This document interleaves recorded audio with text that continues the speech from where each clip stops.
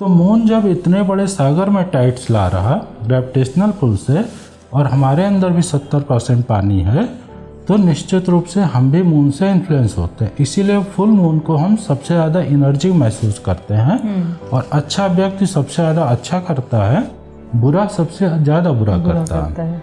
तो मान लीजिए कई बार हम लोग देखते हैं कि कोई व्यक्ति प्रोन है, सेंसिटिव है, हम लोगों ने उसको रत्न पहना दिया। साइंस एक और शब्द यूज करती है, कंडक्टर, लाइटनिंग कंडक्टर। जैसे साइंस वाले लोग, आर्किटेक्ट या सिविल इंजीनियर, जब बिल्डिंग बनाते हैं तो लोहे की राड डालते हैं कि बिजली गिरे तो लोहे की राड के थ्रू अर्थिंग हो जाए, नहीं तो पानी बरस रहा, बिजली गिरी तो वो उस बिल्डिंग के लोगों को नुकसान करेगी। अच्छा।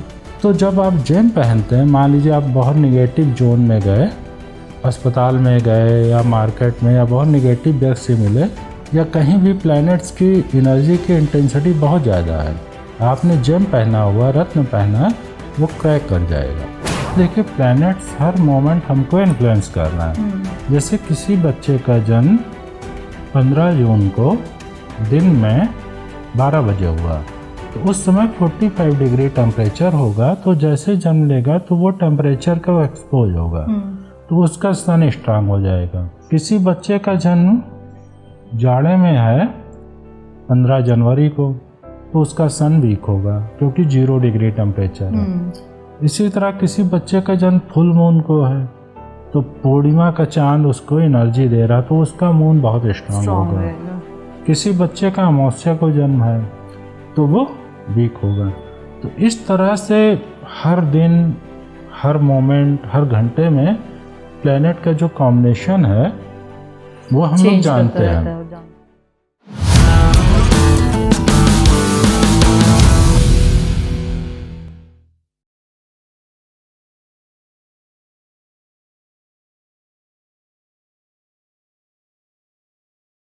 राजस्मृति शो में आपका स्वागत है।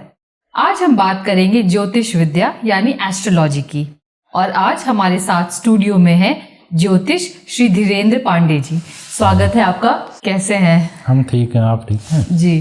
तो सबसे पहले ना आप हमें ये बताइए कि ज्योतिष विद्या क्या है, कैसे शुरू हुई, या कब हम रेफर कर सकते हैं कि कितनी पुरानी ये विद्या है, कब से ये चली आ रही है? देखिए, जो ज्योतिष के प्राचीनतम ग्रंथों को हम देख रहे हैं या इतिहास के, तो उसमें हमें ज्योतिष के विषय में दिखाई पड़ता, पता चलता है। जैसे एक बहुत प्राचीन ग्रंथ है महाभारत जी। एक बहुत बड़ा युद्ध हुआ था भारत में, और हम उसमें देखते हैं कि उसमें भी ज्योतिष का जिक्र है कि 13 दिनों का पक्ष था, और जब 13 दिनों का पक्ष होता है तो बहुत बड़ी वार की घटना घटती है। ग्रहण वगैरह के जिक्र महाभारत में है। तो महाभारत एक बहुत प्राचीन, जो ईसा से भी कई हजार साल पहले का इवेंट है, घटना है, और हमको दिखाई पड़ता है कि वहाँ भी ज्योतिष के विषय में बाकायदा वर्णन है। तो इसी तरह रामायण में भी जो रामचरितमानस है, जो कई हजार वर्ष पहले भगवान राम का जन्म हुआ था, उनकी बाकायदा जन्म कुंडली दी हुई है कि इस नक्षत्र में, इस तिथि में, इस लग्न में भगवान राम का जन्म हुआ था। और जब उस सॉफ्टवेयर, जो आजकल हमारे पास बहुत एडवांस सॉफ्टवेयर हैं, जब कैलकुलेट करके गए, तो जो कैलकुलेशन दिया हुआ था भगवान राम की कुंडली का, वो एग्जैक्टली मिल गया कि इतने वर्ष पूर्व भगवान राम का जन्म हुआ था। तो ज्योतिष जो है, इतिहास की जो पुरानी से पुरानी किताबें हैं, जो पुराण हैं, उसमें हमें ज्योतिष का जिक्र, ग्रहों का जिक्र, नक्षत्रों का जिक्र, और जो पक्ष हैं, ग्रहण का, इन सारा का जिक्र दिखाई पड़ता है। तो ये बहुत ही प्राचीन समय से चली आ रही एंशिएंट साइंस है। जैसा कि आपने बताया कि बहुत सारे पुराने बुक्स में इसका रेफरेंस है। ऐसी भी कोई किताब है जिसको पढ़ के आदमी ज्योतिष का पूरा ज्ञान हासिल कर सकता है? ऐसे तो बहुत सारे बुक्स है मार्केट में, नए ऑथर्स, ओल्ड ऑथर्स, जैसा कि आपने बताया कि सॉफ्टवेयर्स भी है जिसमें आप अगर बर्थ डिटेल्स वगैरह फीड कर देते हैं तो सारी चीज़ें निकल के आ जाती है। तो अगर किसी को ज्योतिषी विद्या में पारंगत होना है, पढ़ना है, तो ऐसी कोई मास्टर किताब या ऐसे कोई गुरु हैं जिनको हम रेफर करते हैं? देखिए, मुख्य रूप से ज्योतिष में जो कुछ विद्वानों ने काफ़ी काम किया था एंशिएंट टाइम में, जैसे पराशर, उनके कैलकुलेशन पे ही आधुनिक समय में बहुत सी एस्ट्रोलॉजी चल रही है। इसी तरह से भृग जी का था, नारद जी का भी है, रावण का भी है। तो ये 8-10 किताबें हैं एंशिएंट टाइम में जो ज्योतिष के मूल ग्रंथ हैं, और बहुत से खो गए हैं। पीछे के जो परतंत्रता थी भारत में, उसके कारण से बहुत सी जैसे लाइब्रेरी जला दी गई, बिल्कुल, तो उसमें हजारों किताबें नष्ट हो गई। लेकिन फिर भी जो है पराशर हैं, भृग जी हैं, नारद संहिता है, रावण की किताब है, तो इन सारी किताबों में ज्योतिष के पूरी फाउंडेशन या बेसिक या बहुत ही महत्वपूर्ण जानकारियाँ मिलती हैं। तो और वो सब अपने आप में लगभग पूर्ण हैं। आप में कहाँ से इंटरेस्ट आया ज्योतिष विद्या जानने समझने की? देखिए, ज्योतिष का जहाँ तक मैं समझता हूँ कि साइंस कहती कॉज एंड इफेक्ट है, कार्य कारण सिद्धांत है। कोई भी घटना इस समय हो रही है तो कई बार ये होता है कि वो इफेक्ट होती है और उसका कॉज जो है पास्ट में होता है, पीछे के समय में। क्योंकि साइंस कहती अगर जैसे आप हैं तो आप एक इफेक्ट हैं, तो इसका कॉज अवश्य होगा, आपके मम्मी पापा अवश्य होंगे। अगर आम का फल है तो वो एक इफेक्ट है, तो उसका पेड़ अवश्य होगा। तो मैं जहाँ तक मेरी यात्रा की बात है, तो मैं बहुत जब छोटा बच्चा था, 4-5 सालों का, 6 सालों का, तो कई बार जैसे जिक्र होता रहता था कि भाई वो रिलेटिव जो है बीमार है, तो हमें तुरंत इंट्यूशन होता था कि वो बीमार है लेकिन ये 2-3 दिन में मर जाएगा। अच्छा, ऐसे कि वो बहुत सीरियस बीमार है, उसका ऑपरेशन बहुत सीरियस हुआ है, लेकिन हमको इंट्यूशन हो जाता था नहीं ये है सीरियस, लोग कह रहे हैं सीरियस है लेकिन ये ठीक हो जाएगा, और वो चीज़ एकदम फिट हो जाती थी। तो मुझे ऐसा लगता है कि आज भी हम जो एक एस्ट्रोलॉजर हैं, ये एक इफेक्ट है, परिणाम है, और जो पास्ट लाइफ है, पीछे के हमारे जन्म हैं, उस पीछे के जन्म में जो हमारी स्पिरिचुअल जर्नी थी, आध्यात्मिक जर्नी थी, वो काज है। तो जन्म से ही काफ़ी, क्योंकि क्या है ना, जब आपके एक एस्ट्रोलॉजर को मैथमेटिक्स के साथ में उसका इंट्यूशन अच्छा होना चाहिए। इंट्यूशन उसका तब अच्छा होगा जब वो उसकी स्पिरिचुअल जर्नी होगी, इस लाइफ में, पास्ट लाइफ में। तो चूंकि शुरू से हमारा इंट्यूशन, अब जैसे हमने बहुत सी मॉडर्न एजुकेशन हासिल की, हमारे सारे मित्र मॉडर्न साइंसेज में या जो पढ़ाई है उसमें काम करने लगे, लेकिन हमने तमाम मॉडर्न एजुकेशन हासिल करने के बाद भी अध्यात्म में ही काम करना या एस्ट्रोलॉजी में ही काम करना पसंद है। आपका मन हमेशा इस साइंस की तरफ ज्यादा गया। तो जैसा कि आपने कहा कि अध्यात्म भी, मतलब बहुत कम लोग ये समझते हैं कि एस्ट्रोलॉजी और आध्यात्मिक जीवन एक साथ व्यतीत किया जा सकता है, या आध्यात्मिक नॉलेज भी होनी चाहिए एक अच्छा एस्ट्रोलॉजर बनने के लिए। तो ये दोनों अलग अलग साइंस है, दोनों का तालमेल कैसे होता है? नहीं, देखिए, ज्योतिष को जब हम देखते हैं, ज्योतिष हमें बताता है कि ये प्लेनेट आपको ऐसे असर कर रहा, ठीक है जी। जैसे सन है, सन का असर हमारे ऊपर है, 45 डिग्री टेम्परेचर है, तो हम सभी लोगों को गर्मी लगती है, हम एसी कूलर यूज करते हैं।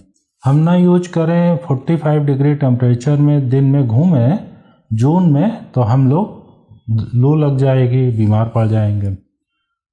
तो ज्योतिष ये कैलकुलेशन बताता है, लेकिन उससे बचने के प्राचीन समय में बहुत सी विधियां थीं। तो अध्यात्म जो है, जैसे मान लीजिए बहुत ज़्यादा गर्मी है, तो योग कहता है कि ईड़ा पिंगला सुषुम्ना हमारी 3 नाड़ियाँ रहती हैं। ईड़ा स्वर वो मून स्वर होता है, पिंगला सन का होता है। अगर हमको जो है गर्मी चाहिए तो हमको पिंगला स्वर को एक्टिव करना होगा। अगर हमें सर्दी चाहिए, ईड़ा स्वर को। तो अध्यात्म यहाँ आ गया, योग आ गया कि साइंस, एस्ट्रोलॉजी बता रहे कि भाई यहाँ बहुत गर्मी होगी, लेकिन आपने ईड़ा स्वर अगर एक्टिव कर दिया तो आपको ठंडक महसूस होगी क्योंकि वो मून का है। बहुत सही। आज के टाइम में साइंटिफिक जो परिवेश चल रहा है उसमें बहुत लोग ये मानते हैं कि एस्ट्रोलॉजी अगर आप फॉलो कर रहे हैं तो वो एक तरह का सुपरस्टिशन है। वो साफ साफ नकार देते हैं कि जो ग्रह नक्षत्र जो चल रहे हैं उसका कोई इफेक्ट हमारे लाइफ में नहीं होता है अगर आप एक साइंटिफिक परिवेश में अपना जीवन व्यतीत कर रहे हैं। तो ये बात कहाँ तक सच है? साइंस जो कहता है और एस्ट्रोलॉजी जो कहता है ये एक साथ हो सकता है, या साइंटिफिक जो लोग हैं वो एस्ट्रोलॉजी को अगर नकारते हैं पूरी तरह से तो क्या वो सही है? देखिए, वो उनका अनसाइंटिफिक अप्रोच है। एक साइंस का व्यक्ति होता है, वो कहता है हम हाइपोथेसिस परिकल्पना पे काम करता है, और वो 5-10 साल जब परिकल्पना पे काम करता है उसके बाद वो रिजल्ट पे आता है कि ये सही है या गलत। तो जो भी साइंटिफिक लोग हैं वो उनका अप्रोच अनसाइंटिफिक है, अवैज्ञानिक है, क्योंकि वो ज्योतिष पे 10-5 साल काम करते हैं। एक हाइपोथेसिस लेते, परिकल्पना लेते कि ज्योतिष सही है या गलत, प्लैनेट्स का असर है या नहीं है। उस परिकल्पना पे वो रिसर्च करते 5-10 साल, फिर वो रिजेक्ट करते कि ये एस्ट्रोलॉजी साइंस नहीं है या असर नहीं है प्लैनेट्स का। तो ये होता है कि उनका साइंटिफिक अप्रोच है, लेकिन वो टोटली अनसाइंटिफिक हैं। जो साइंस का पहला सिद्धांत है कि एक हाइपोथेसिस पे उस पर 5-10 साल काम करना और फिर कंक्लूजन पे आना। उन्होंने एस्ट्रोलॉजी 10 साल 5 साल नहीं पढ़ी है और उन्होंने कहा कि असर नहीं, तो दे आर अनसाइंटिफिक। दूसरी चीज़, एस्ट्रोलॉजी का जो साइंस से संबंध है मैं उसको आपको बताना चाहता हूँ, या जो मित्र सुन रहे हैं। देखिए, साइंस की किताबों में दिया हुआ है कि जो ज्वार भाटा आ रहा है, टाइड्स आ रहे हैं, वो मून के कारण है, ग्रेविटेशनल पुल ऑफ मून। जी। पृथ्वी, सूर्य और चंद्रमा का जो अलाइनमेंट है उस हिसाब से ज्वार भाटा आता है, और फुल मून को सबसे ज़्यादा ज्वार भाटा आता है। अब पृथ्वी में 70% पानी है, समुद्र है, 30% लैंड है। 30% लैंड में 800 करोड़ लोग हैं, हमारी आपकी तरह। जी। हाथी घोड़ा पेड़ पौधे हैं, 200-250 कंट्री हैं 30% लैंड में। 70% समुद्र है, सो वास्ट, बहुत बड़ा है। उतने बड़े समुद्र को ग्रेविटेशनल पुल ऑफ मून से इफेक्ट हो रहा है। हाँ, ज्वार भाटा आ रहा है। जी। हमारे आपके शरीर में भी 70% पानी है, सेम रेशियो। तो मून जब इतने बड़े सागर में टाइड्स ला रहा ग्रेविटेशनल पुल से, और हमारे अंदर भी 70% पानी है, तो निश्चित रूप से हम भी मून से इन्फ्लुएंस होते हैं। इसीलिए फुल मून को हम सबसे ज़्यादा एनर्जी महसूस करते हैं, और अच्छा व्यक्ति सबसे ज़्यादा अच्छा करता है, बुरा सबसे ज़्यादा बुरा करता है। इसी तरह से हमारा जो ब्रेन है, साइंस कहती है वहाँ पे 73% से ज़्यादा पानी है। हार्ट में भी 73% से ज़्यादा पानी है। तो हमारा ब्रेन और हार्ट भी, जैसे सागर इन्फ्लुएंस हो रहा, टाइड्स आ रहे हैं, हमारा ब्रेन एंड हार्ट भी, क्योंकि पृथ्वी में, हमारी बॉडी में, हमारे ब्रेन में और हार्ट में 70% से ज़्यादा पानी है, सेम रेशियो लगभग है। तो फुल मून के दिन में सागर में टाइड्स मून ला रहा, हमारे बॉडी में भी और हमारे ब्रेन में भी और हमारे हार्ट में। अब जैसे हमारे पास इस तरह के बहुत से नास्तिक आए हैं, हमारे क्लाइंट्स जो है, जो IIT में पढ़ाते हैं, IIT पढ़े हैं, IIM पढ़े हैं, डॉक्टर्स हैं, और सारे लोग नास्तिक टाइप के जो बड़े साइंटिस्ट जो नहीं मानते हैं साइंस को, तो वो हमसे मिले। तो जैसे कई बार वो लोग कहते थे मुलाकात में, बातचीत में ही वो कहते थे जैसे हम हस्बैंड वाइफ में बहुत लड़ाई होती है। जी। ये एक कॉमन चीज़ है। अगर कोई IIT का पढ़ा, IIM का या डॉक्टर है, इसका मतलब ये नहीं कि उन हस्बैंड वाइफ में लड़ाई नहीं होती है। तो उन हस्बैंड वाइफ में लड़ाई वो हमको कहते थे। तो हम उनको लेटर पैड पे लिख के डेट देते थे कि आपके इन डेट्स में पत्नी से या पति से लड़ाई सबसे ज़्यादा होगी। तो हर 1 साल की डेट उनको लेटर पैड पे हम लिख के दे देते थे। अब 1 साल के बाद जब वो साइंटिस्ट मिलते थे हमको, तो वो कहते थे हम कुछ समझ नहीं पा रहे हैं, हमारे हस्बैंड आपके कहने से चलते हैं, हमारी वाइफ आपके कहने से चलती है। हम कहते थे क्यों? कहते आपने 1 साल पहले लेटर पैड पे लिख के डेट दिया कि हर महीने इन 3 दिनों में लड़ाई होगी, और उन्हीं 3 दिनों में हमारे घर में सबसे ज़्यादा लड़ाई होती है। मायके वाले फ़ोन पे बुला लिए जाते हैं, ससुराल वाले बुला लिए जाते हैं, पड़ोसी आ जाते हैं। हम क्या करते थे, हम उनको देते थे फुल मून की डेट, पूर्णिमा की डेट उसके एक दिन पहले एक दिन बाद। बात की मान लीजिए पूर्णिमा 25 को है, तो ये सबके लिए एप्लीकेबल होता सब पे 800 करोड़ सब पे। तो मान लीजिए 25 को है पूर्णिमा, तो 24, 25, 26 की डेट हमने दे दी। तो उन 3 दिनों में चूंकि मून बहुत ही पावरफुल होता है, फुल मून है या आसपास के दिन है, तो मून सागर में टाइड्स लाएगा मैक्सिमम, हमारे बॉडी के 70% पानी को इन्फ्लुएंस करेगा मैक्सिमम, ब्रेन में भी 73% से ज़्यादा पानी है, ब्रेन भी मैक्सिमम इन्फ्लुएंस होगा और हार्ट भी। तो होता क्या है, जैसे आप हजरतगंज में खड़ी हो गए 1 करोड़ रुपए लेके झोले में और 100 लोगों को आपने 1-1 लाख रुपए बांट दिया, तो 100 लोग उसको अलग अलग खर्च करेंगे। एक शराब पीने वाला 1 लाख से और शराब पिएगा, एक क्राइम करने वाला 1 लाख से नई बंदूक खरीदेगा क्राइम के लिए, कोई रिलीजियस व्यक्ति है तो वो वैष्णो देवी का टिकट लेगा, कोई खाने का पसंद करता वो होटल जाएगा, कोई आईफोन लेगा, कोई जो है लैपटॉप खरीदेगा, जिसको जो पसंद है वो करेगा। तो फुल मून 800 करोड़ लोगों को सबको इन्फ्लुएंस करता है, लेकिन सब उसको खर्च अलग अलग करते हैं। जैसे जो व्यक्ति रिलीजियस है, फुल मून को वो प्रेयर मेडिटेशन करेगा तो उसकी 80% मेहनत है और 20% मून ने लेविटेशन किया, खींच दिया, तो 80% मेहनत करके उसको स्पिरिचुअल ग्रोथ 100% मिल गई। लेकिन कोई भी एक मेंटल डिसऑर्डर में है, एंजाइटी में है, स्ट्रेस में है, तो वो व्यक्ति पूर्णिमा के आसपास सबसे ज़्यादा पागल होता है। इसीलिए अंग्रेजों ने इंग्लिश में एक शब्द कॉइन किया है, लूनाटिक।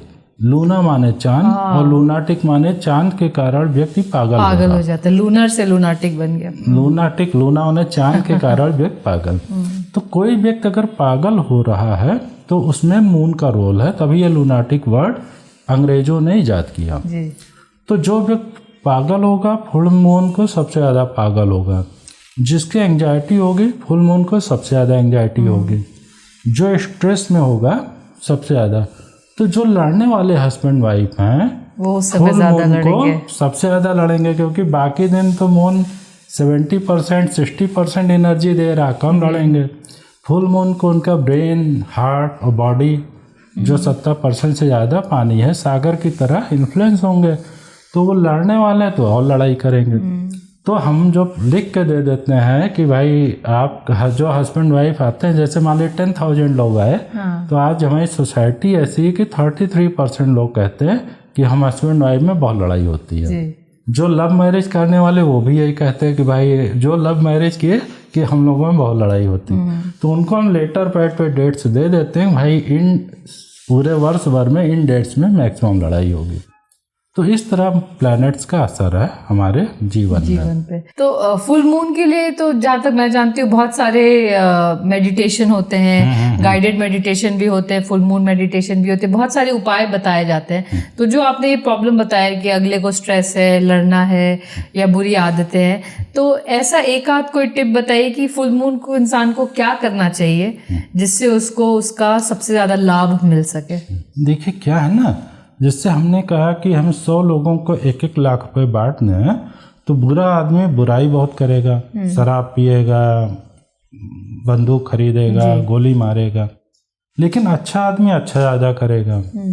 तो जैसे फुल मून को अगर कोई व्यक्ति मान लीजिए पोएट है, राइटर है, तो बाकी दिन जब वो कोई राइटिंग कर रहा, पोएट्री कर रहा, लिख रहा, तो मून उसको एनर्जी दे रहा तो 60-70% है, क्योंकि मून वीक है तो वो उतना इमोशनल राइटिंग नहीं कर पाता।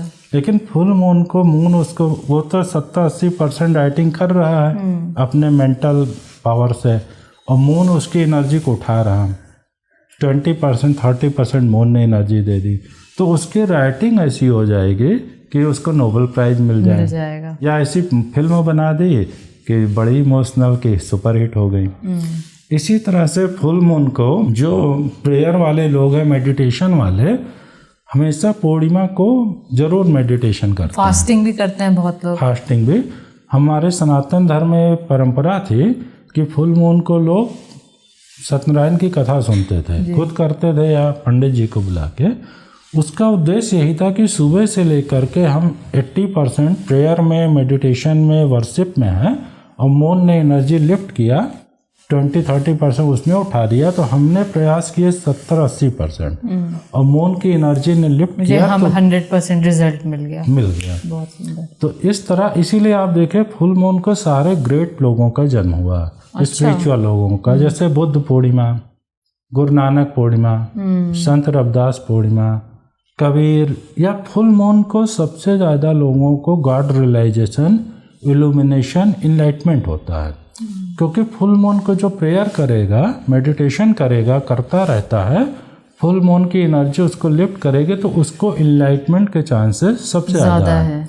तो सबसे ज़्यादा इनलाइटमेंट फुल मून को होता है। तो अच्छा व्यक्ति अच्छा काम कर, अब जैसे जो हस्बैंड वाइफ प्यार करने वाले हैं, फुल मून को सबसे ज़्यादा रोमांटिक होते हैं, सबसे ज़्यादा प्यार करते हैं, लेकिन वो कंप्लेंट किसी से नहीं करेंगे, भाई हस्बैंड वाइफ आपस में प्रेम कर रहे हैं। जो लड़ने वाले वो हंगामा कर देते हैं, पुलिस और पड़ोसी और ससुराल मायके वालों को बुला के, तो उनका ज़्यादा। तो अच्छे लोग अच्छा भी करते हैं। फुल मून 800 करोड़ लोगों को एनर्जी देगा, जो उसकी प्रवृत्ति है वो पीक पे हो जाएगी। जैसे कोई व्यक्ति को बीपी है जी, उसका बीपी 170-80 जा रहा है, ठीक है, 13-14 दिन ठीक है, लेकिन फुल मून के करीब में चूंकि मून उसको एनर्जी देगा, तो उसका बीपी 10-20-30% बढ़ जाएगा। ऐसे लोग को उस समय क्या करना चाहिए? तो इसीलिए तो अलर्ट रहना है कि भाई जो लोग की बीपी है 180 है, 90 जा रहा है, फुल मून के समय वो सुबह से रिलैक्स रहें, प्रेयर करें, मेडिटेशन करें, योगा करें, शांत रहें, क्योंकि वो लड़ाई करेंगे तो वो तो लड़ाई शूट अप हो जाएगा। बाकी लोग बाकी दिन की तरह एज यूजुअल की लड़ाई होगी, शांत होगी, लेकिन मून उनकी एनर्जी को लिफ्ट कर देगा, तो उनका बीपी और हाई हो जाएगा, तो ब्रेन हैमरेज हो सकता है, हार्ट अटैक हो सकता है, क्योंकि ब्रेन में भी 73% से ज़्यादा पानी, हार्ट में भी, तो वो हॉस्पिटल, इसीलिए पूर्णिमा के समय सबसे ज़्यादा लोग हॉस्पिटल में जाते हैं। अच्छा, ये प्रूवन है, रिकॉर्ड है इसका, मेडिकल पे इस पे काम हुआ है। तो पूर्णिमा के समय क्योंकि बीपी है, हार्ट अटैक है, पूर्णिमा के समय सबसे ज़्यादा होंगे। सबसे ज़्यादा क्राइम पूर्णिमा को होगा, क्योंकि क्रिमिनल को 60-70-80% टेंडेंसी है क्राइम करने की, लेकिन पूर्णिमा के करीब मून उसको और एनर्जी दे दिया, तो वो 70% तो उसका इंटेंशन था क्राइम करने का, लेकिन मून की एनर्जी मिली तो उसने और ज़्यादा लिफ्ट हो गया, इम्प्लीमेंट कर दिया, तो वो जेल में चला गया। तो पूर्णिमा को सबसे ज़्यादा लोग पागल खाने जाते हैं, सबसे ज़्यादा लोग अस्पताल जाते हैं, इसलिए भी जाते हैं अस्पताल क्योंकि बाकी दिन आप कार चला रही हैं 100 की रफ्तार से, आप सेफ हैं। फुल मून के समय मून आपको एनर्जी दे रहा, तो आपकी रफ्तार हो गई 130, तो आप 130 रोज 100 चला रही हैं और 130 चला दी पूर्णिमा को या आगे पीछे, तो आपका एक्सीडेंट हो जाएगा, तो आप व्यक्ति हॉस्पिटल पहुंच जाएगा। तो बहुत सुंदर आपने बात कही कि पूर्णिमा हम लोग नहीं ध्यान रखते हैं, हिंदी पंचांग जो है शायद कम ही लोग फॉलो करते हैं, जो हैं एस्ट्रोलॉजी में या जो सही से सनातन धर्म की विधियों को फॉलो करते हैं, वही हिंदी पंचांग को रेफर करते हैं। अदरवाइज मुझे लगता है जो आम जनता है वो नहीं ध्यान देती है। हम जो न्यू ईयर वाला कैलेंडर है हमारा, हम जो ब्रिटिशर्स के बने हुए हैं, जो हमेशा से चले आ रहे हैं, वो छुट्टी हमारी संडे को होती है। उन्होंने संडे को हॉलीडे बनाया था क्योंकि उनके लोग सुबह सुबह संडे को चर्च जाने की प्रथा है। हमारे में आई थिंक बहुत पुराने टाइम पे ये 3 दिन शायद छुट्टियां होती होंगी, या ये 3 दिन कहा जाता होगा कि आप पूजा पाठ करें, मेडिटेशन करें, शांत करें। बट जैसा कि चीजें बदलती गई तो हमने भी वेस्टर्न कल्चर को अडॉप्ट कर लिया और ये 3 छुट्टियां चली गई और महीने की 4 छुट्टी संडे के संडे लेने लगे, जो वेस्ट ही जाती है। आई थिंक आप मूवी देखते हैं, आप देर तक सोए रहते हैं, आप कुछ काम नहीं करते हैं जिसकी जरूरत नहीं है। एक चीज एस्ट्रोलॉजी में और भी देखा जाता है, या जिसके लिए उसको क्रिटिसाइज भी किया जाता है कि एस्ट्रोलॉजी का मतलब ये है कि आप ढेर सारी अंगूठियां पहन लें। आपने भी पहनी हुई है, मैंने भी कुछ पहनी हुई है, तो कुछ लोग समझते हैं कि आप अंधविश्वास में बिलीव करते हैं और आपके अंगूठी पहनने से आपके सारे प्रॉब्लम्स सही हो जाएंगे। तो ये कहाँ तक सही है? देखिए, ऐसा होता है जो साइंस के हिसाब से, साइंस का कहना है कि हमें मैटर दिखाई पड़ रहा, एनर्जी है।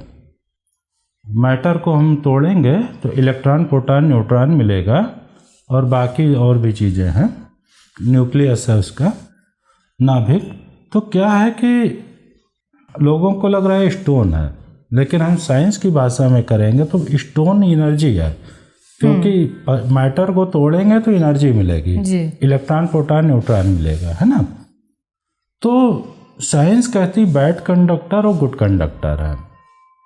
जैसे लकड़ी एक बैड कंडक्टर है, हम मोजा पहनते हैं कि हमारी एनर्जी जमीन में न चली जाए, क्योंकि कपड़ा भी बैड कंडक्टर है। Aluminium, copper, silver best conductor है। हम जो बिजली यूज कर रहे हैं वो बिजली हो सकता है नेपाल से आ रही हो, भूटान से आ रही हो, पंजाब से आ रही हो, उत्तराखंड से आ रही हो, मतलब 1000, 2000, 5000 किलोमीटर से आ सकती है जी। तो वो एनर्जी भूटान से, नेपाल से, उत्तराखंड से 1500, 2000 किलोमीटर हमारे घरों में आ रही, क्योंकि एल्युमिनियम, कॉपर, सिल्वर ये सब बेस्ट कंडक्टर है। तो जेम्स भी बेस्ट कंडक्टर है। जो रत्न आप पहनते हैं उस ग्रह की एनर्जी को आपके इलेक्ट्रोमैग्नेटिक फील्ड में वो बढ़ा देता है। अब जैसे प्रिज्म से, साइंस में हमने पढ़ा कि प्रिज्म से हम गुजारते हैं तो हमें 7 कलर मिल जाते हैं, पीला, लाल, हरा, नीला, सारे कलर्स हैं प्रिज्म से गुजारने पे सनरेज को। तो हमारे चारों तरफ 7 कलर्स हैं। तो जो जेम आप पहनिएगा बेस्ट कंडक्टर होने के कारण वो उस ग्रह की एनर्जी को आपके इलेक्ट्रोमैग्नेटिक फील्ड में बढ़ा देगा। प्लस जैसे अभी हमने बताया कि मून का असर हमारे ऊपर होता है और टाइट्स आता है, हमारे बॉडी में, ब्रेन में, हार्ट में असर है। तो मान लीजिए कई बार हम लोग देखते हैं कि कोई व्यक्ति प्रोन है, सेंसिटिव है, हम लोगों ने उसको रत्न पहना दिया। साइंस एक और शब्द यूज करती है, कंडक्टर, लाइटनिंग कंडक्टर। जैसे साइंस वाले लोग, आर्किटेक्ट या सिविल इंजीनियर, जब बिल्डिंग बनाते हैं तो लोहे की राड डालते हैं कि बिजली गिरे तो लोहे की राड के थ्रू अर्थिंग हो जाए, नहीं तो पानी बरस रहा, बिजली गिरी तो वो उस बिल्डिंग के लोगों को नुकसान करेगी। अच्छा। तो जब आप जेम पहनते हैं, मान लीजिए आप बहुत निगेटिव जोन में गए, अस्पताल में गए या मार्केट में, या बहुत निगेटिव व्यक्ति से मिले, या कहीं भी प्लैनेट्स की एनर्जी की इंटेंसिटी बहुत ज़्यादा है, आपने जेम पहना हुआ, रत्न पहना है, वो क्रैक कर जाएगा। जैसे साइंस वाले लाइटनिंग कंडक्टर यूज करते, लोहे की राड डालते हैं कि बिजली कड़की बिजली गिरी तो लोहे की राड से अर्थिंग हो जाएगी। तो आपने जेम पहना हुआ है और बहुत हाई नेगेटिव एनर्जी जोन में आए तो रत्न क्रैक कर जाएगा। अच्छा। और आप बच जाइएगा। जैसे फ्यूज उड़ जाता है तो हमारी टीवी, फ्रिज और कंप्यूटर बच गए, और फ्यूज ना लगा हो तो सारी चीजें उड़ जाती हैं। सही कहा। तो जेम्स बेस्ट कंडक्टर हैं। जैसे हम अपने मोबाइल में छोटा सा सिम डालते हैं तो हम अमेरिका व्हाट्सएप कर दें, वीडियो कॉल कर लें, तो ऐसे ही छोटा सा जेम है, लेकिन वो उस ग्रह की एनर्जी को आपके बॉडी में, तो मान लीजिए जैसे मून के कारण किसी का बीपी बढ़ रहा, आपने उसकी कुंडली देखी और जो उसके बीपी को कम करने वाला है उस जेम को रिकमेंड कर दिया, व्यक्ति वो पहने हुए है, क्योंकि हम लोग जानते हैं कि ये मेटल कूल होता है, ये हॉट होता है, सारा साइंस ने बताया हुआ है। सही बात है। इसी से एक सवाल ये भी आता है कि कुंडली आजकल बन जाती है और आज के टाइम में रिकॉर्ड हो जाता है, लोगों को इसकी अहमियत थोड़ी बहुत पता है तो एटलीस्ट, और नहीं भी पता है तो हॉस्पिटल्स वगैरह आज के टाइम पे आपको डेट ऑफ बर्थ सही तरीके से रिकॉर्ड करके दे देते हैं, डेट, टाइम, प्लेस जो कि रिक्वायर्ड होता है एस्ट्रोलॉजिकल चार्ट बनाने में। बहुत सारे ऐसे लोग होते हैं जिनका सही से टाइम रिकॉर्ड नहीं हुआ हो, तो उनको अगर चार्ट बनाना है तो उनको क्या करना चाहिए? देखिए, हाथ की रेखाओं से भी चार्ट बन जाता है, और उसके अलावा अगर उनका डेट टाइम अगर वो रिकॉल कर लेते हैं अपने फैमिली वालों से या अन्य लोगों से लगभग का, तो उनकी पर्सनालिटी के हिसाब से कैलकुलेट करके निकाला जा सकता कि ये इनका टाइम है। अगर वो नहीं है तो हाथ की रेखाएं हो गई। और अगर उसके अलावा हर व्यक्ति का इलेक्ट्रोमैग्नेटिक फील्ड है, आप जब एस्ट्रोलॉजी में काम करते हैं तो आपको मालूम है कि किस व्यक्ति के जीवन में कौन से प्लैनेट का असर है। जैसे आप एक विद्वान हैं तो आपका बृहस्पति स्ट्रांग होगा, आपकी presence of mind, mathematical ability बहुत अच्छी है तो बुध स्ट्रांग होगा, आपकी मेंटल एबिलिटी बहुत अच्छी है तो मून स्ट्रांग होगा, आप बहुत डिप्रेशन में हैं, निगेटिविटी में हैं, स्ट्रेस में हैं तो शनि का इफेक्ट है, प्रकोप है। व्यक्ति थोड़ा बुराइयों में है तो राहु का, तो एक व्यक्ति के अंदर बहुत लीडरशिप है, एडमिनिस्ट्रेशन की क्वालिटी है, तो सन का प्रभाव होगा। तो हम लोग चूँकि 30 वर्षों में लाखों लोगों की कुंडली देखी है, तो हम लोग को एक आइडिया होता है कि इस व्यक्ति के जीवन में ये प्रॉब्लम आ रही है तो इस प्लैनेट के कारण, और उसको हम लोग रेमेडी करा के कम कर देते हैं। जैसे कोई डिप्रेशन में है, लगातार डिप्रेशन में है, तो हम लोग उसके जानते हैं कि कौन सा प्लैनेट डिप्रेशन देगा।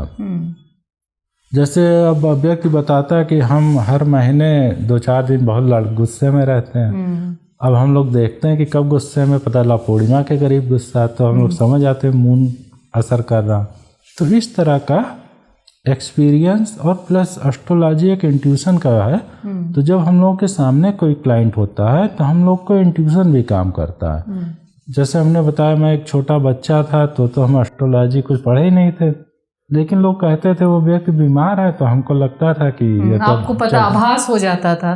तो आई थिंक एक पर्सनालिटी देख के और हाथ की रेखाओं देख के भी आप चार्ट बना सकते हैं। उसी पे एस्ट्रोलॉजी फिर कितना करेक्ट है, क्योंकि बहुत सारे लोग का ये कहना है कि एक तो साइंस एस्ट्रोलॉजी हो गया, दूसरा एक साइंस आपका पामिस्ट्री है, और तीसरा एक साइंस न्यूमरोलॉजी है। तो एस्ट्रोलॉजी, पामिस्ट्री, न्यूमरोलॉजी, ये तीनों मिला के आप एक इंसान के जीवन के बारे में क्या हो रहा है, क्या हुआ है या क्या होने वाला है, ये बता सकते हैं। बट मुझे लगता है कम ही लोग होते हैं जो तीनों फील्ड में पारंगत होते हैं। या तो कोई पामिस्ट होता है, या तो कोई न्यूमरोलॉजिस्ट होता है, या तो कोई एस्ट्रोलॉजी होता है, और फिर बहुत सारे हैं, अलग अलग भी साइंसेज हैं। फेस रीडिंग है, इंट्यूशन आपने कह दिया, फिर हैंड राइटिंग रीडिंग है। तो किस चीज़ पे इंसान विश्वास करे?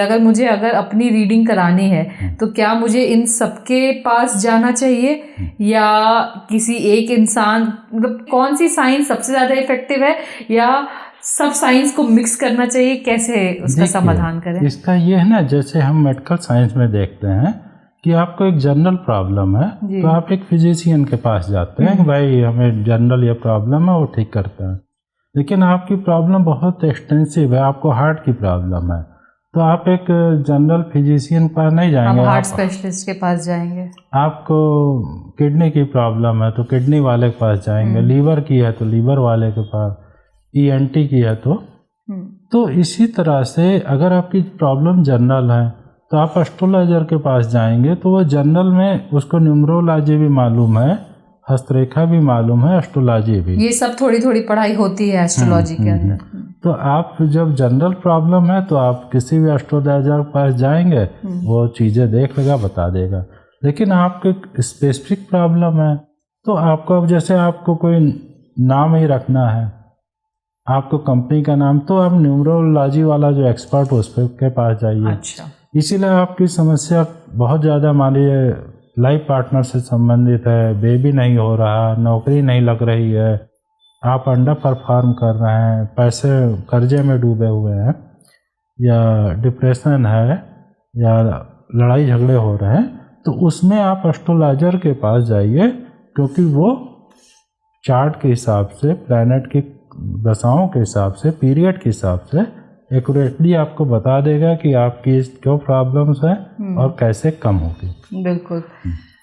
अभी का जो आधुनिक समय आ गया, आई थिंक हम एक one of the best times में है, जहाँ पे हमारे पास सुख सुविधा है, एंशंट नॉलेज है, हमारे पास वेद है, पुराण है, सब चीज़ है। तो और हम पूरी दुनिया से कनेक्ट कर सकते हैं। तो जो अच्छा सोच रहे हैं, अच्छा करना चाह रहे हैं, उनके पास जीवन में सब कुछ है, कोई लिमिट नहीं है। आज के टाइम में सोशल मीडिया से भी इतना है कि आप यहाँ से बैठे, आप न्यूयॉर्क में भी आपके क्लाइंट होंगे, एक गाँव में भी आपके क्लाइंट होंगे, आप दुनिया में कुछ भी कर सकते हैं, कुछ भी हासिल कर सकते हैं। बट जितने आराम की ज़िंदगी हमारी हो गई है, उसके साथ ही साथ ये देखा गया है कि उतनी ज़्यादा डिप्रेशन है। औसतन आयु भले हमारी बढ़ गई है कि अब लोग एवरेज 70-75 तक ज़िंदा रह लेते, पहले के समय में शायद इसका आधा हुआ करता था, और क्वालिटी ऑफ लाइफ शायद उस समय अच्छी थी। आज के टाइम पे सुख सुविधाएं, सब चीज़ अच्छी है, फिर भी लोग परेशान हैं, व्यतीत हैं, क्या करना चाहते हैं उनको समझ नहीं आ रहा है, डिप्रेशन है। वो कहते हैं ना प्रॉब्लम ऑफ चॉइस हो गया, आपके पास 100 कपड़े तो भी आप परेशान है कि हम क्या पहने। पहले तो नहीं होता था तो परेशान थे कि आपको क्या पहनना चाहिए। तो और हमारे पास इतने सारे साइंस हैं कि आप एस्ट्रोलॉजी से भी अपनी लाइफ ठीक कर सकते हैं, पामिस्ट्री से भी ठीक कर सकते हैं, न्यूमरोलॉजी भी उपयोग कर सकते हैं, फिर भी इंसान परेशान है, उसको समझ नहीं है, उसको अपने लाइफ का पर्पस नहीं मिल रहा है, क्या कर रहा है, क्यों कर रहा है, क्या बोलना चाह रहा है, सब चीज़ अलग है, बोलता कुछ है, करता कुछ है, होता कुछ और है। तो ये क्यों ऐसा हो रहा है और इसका क्या समाधान है? इसके लिए हमारा एजुकेशन सिस्टम की जिम्मेदारी है। अच्छा। पेरेंट्स की जिम्मेदारी है, जो हमारे फोर फादर्स थे, अभी जो लोग पेरेंट्स हैं, और हमारा एजुकेशन सिस्टम। जैसे आपके पास एक कार है, उस कार से आपको लखनऊ से दिल्ली जाना है, तो उस कार के 4 पहियों में हवा होगी तो आप लखनऊ से दिल्ली 6 घंटे में चली जाइएगा। सही।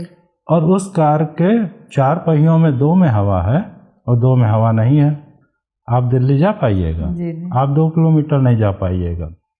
तो जो एजुकेशन का बेसिक डेफिनेशन है कि हमारे पर्सनालिटी के 4 आयाम हैं, फिजिकल, मेंटल, इमोशनल, स्पिरिचुअल। शरीर, मन, हृदय और आत्मा। एजुकेशन की कमी क्या है कि वो हमारे शरीर पे और मन पे काम कर रहा है। एक बच्चा है, आप पेरेंट्स हैं, हम पेरेंट्स हैं, और पूरा हमारा एजुकेशन सिस्टम इतना गड़बड़ हो गया है कि हम लोग बच्चे को हेड मास्टर इंट्रोड्यूस कर देते हैं। नर्सरी केजी से हर क्लास में 5-10 हेड मास्टर उसको मिलना है। MSc, MTech, MBA तक हेड मास्टर उसके हेड को डेवलप कर दे रहा है। शरीर इसलिए डेवलप हो रहा है क्योंकि हम लोग के पास खाने पीने की सुविधाएं हैं। तो खाने पीने की सुविधाओं से हमारी बॉडी डेवलप हो गई, और चूंकि स्कूल बहुत हैं, सब हेड मास्टर्स हैं वहाँ पे, तो वो आपके हेड को डेवलप कर रहे हैं। हर व्यक्ति इंटेलेक्चुअल हो गया। लेकिन व्यक्ति के 2 ही पैर, जैसे कार के 2 पहियों में खूब हवा है और 2 में हवा नहीं है। फिजिकल और मेंटल सिर्फ डेवलप हुआ है यहाँ पे। Emotional development, spiritual development zero हो रहा है। आप ये बताइए, कोई भी पेरेंट्स बताए उसने अपने बच्चे को कभी कोई इमोशनल गुरु से मिलवाया? हेड मास्टर तो हम CMS में, गोयनका में, जयपुरिया में, यहाँ वहाँ भेज दे रहे हैं, टीचर्स और हेड मास्टर है डेवलप कर दे रहे हैं। कभी हमने इंट्रोड्यूस किया कि हाँ भाई ये इमोशनल मास्टर हैं, ये आपको लव सिखाएंगे, कंपैशन सिखाएंगे, कोऑपरेशन सिखाएंगे, जो मॉरल वैल्यूज हमारी होती है। तो हम हेड हार्ट मास्टर, हृदय को विकसित करने वाला मास्टर एजुकेशन में नहीं है। कभी हमने बच्चों को स्पिरिचुअल मास्टर से इंट्रोड्यूस किया कि ये आपको मेडिटेशन सिखाएंगे, योगा सिखाएंगे, स्ट्रेस फ्री कैसे रहें, आपको कैसे शांत हो, कैसे प्रसन्न हो। तो न तो स्पिरिचुअल मास्टर है, ना इमोशनल मास्टर है। तो हर व्यक्ति जो उस कार की तरह है जिसकी 2 पहियों में हवा है और 2 में हवा नहीं है। तो हर व्यक्ति एकदम लड़खड़ा रहा कि कभी भी कब झम से गिर जाए। तो लोग सुसाइड कर रहे हैं अरबपति। जो बड़े बड़े साइंटिस्ट हैं, डॉक्टर्स हैं, वो मेंटल डिसऑर्डर के पीड़ित हैं। लोग ड्रग्स ले रहे हैं। Alcohol all time high sale हो रही है। सबसे ज़्यादा कोरोना में हमने देखा कि सबसे पहले दवा के बाद अगर कोई दुकान खुली तो अल्कोहल की, और उसी ने GDP वगैरह सब सुधार दिया। टैक्स तो ये हालत है। तो हमारा एजुकेशन सिस्टम बिल्कुल गड़बड़ है। अब ये कुर्सी आप है, अब इस कुर्सी के 4 पैर हैं, चारों पैर मजबूत हैं, इस कुर्सी पे हम बैठे हैं, कोई फर्क नहीं। लेकिन इस कुर्सी के 2 पैर मजबूत हैं और 2 बेहद वीक हों, तो आप बैठिएगा तो झम से गिर जाइएगा। सही बात है। तो सारा व्यक्ति जो है केवल फिजिकल और मेंटल डेवलपमेंट है, और लोगों का इमोशनल और स्पिरिचुअल डेवलपमेंट जीरो है। ये हमारी एजुकेशन सिस्टम की खराबी है। ये एक पेरेंट्स के नाते हम अपनी जिम्मेदारी नहीं पूरी कर रहे हैं कि बच्चे का होलिस्टिक डेवलपमेंट हो। और इसीलिए सारे लोग आज अमेरिका में, वेस्ट में, यूरोप में लोग नींद की गोली ले रहे हैं। 20-30%, 40%। इंडिया में भी ले रहे हैं, मुझे लगता है आज के टाइम पे तो क्योंकि हम डिप्रेशन सबसे बड़ा मार्केट बना हुआ है। हम अंधे होके फॉलो कर रहे हैं वेस्ट को। तो अमेरिका में हर आदमी साइकोथेरेपिस्ट के पास जा रहा, एनालिसिस करा रहा।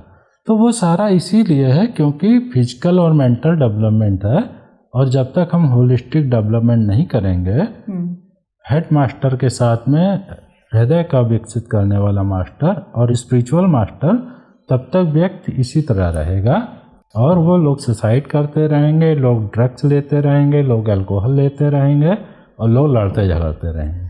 तो ऐसे मास्टर हैं, जैसे अगर 6-7 साल के आपके बच्चे हैं और आप चाहते हैं कि उनका इमोशनल और स्पिरिचुअल ग्रोथ हो, तो एज अ पेरेंट हमें क्या करना चाहिए? मतलब किसके पास जाना चाहिए? आसपास ऐसे कोई संस्था है या इस तरह के प्रोग्राम्स है जिसमें हमको उनको एनरोल करना चाहिए? स्कूल तो जो सिस्टम है वो चला आ रहा है, आइडियली आपके हिसाब से स्कूल में ही ये सब होना चाहिए कि आप पहले के टाइम में होता था मॉरल वैल्यूज़ का एक क्लास होता था, फिजिकल एजुकेशन भी आई थिंक होती थी। अब सब एक पीरियड पे आके हो गया कि सप्ताह में 2 पीरियड होगा या 1 पीरियड होगा, रोज़ वाली चीज़ नहीं है। तो अब तो स्कूल सिस्टम तो जब तक सरकार नहीं चाहेगी और प्रिंसिपल और हेडमास्टर नहीं चाहेंगे वो नहीं बदलेगा।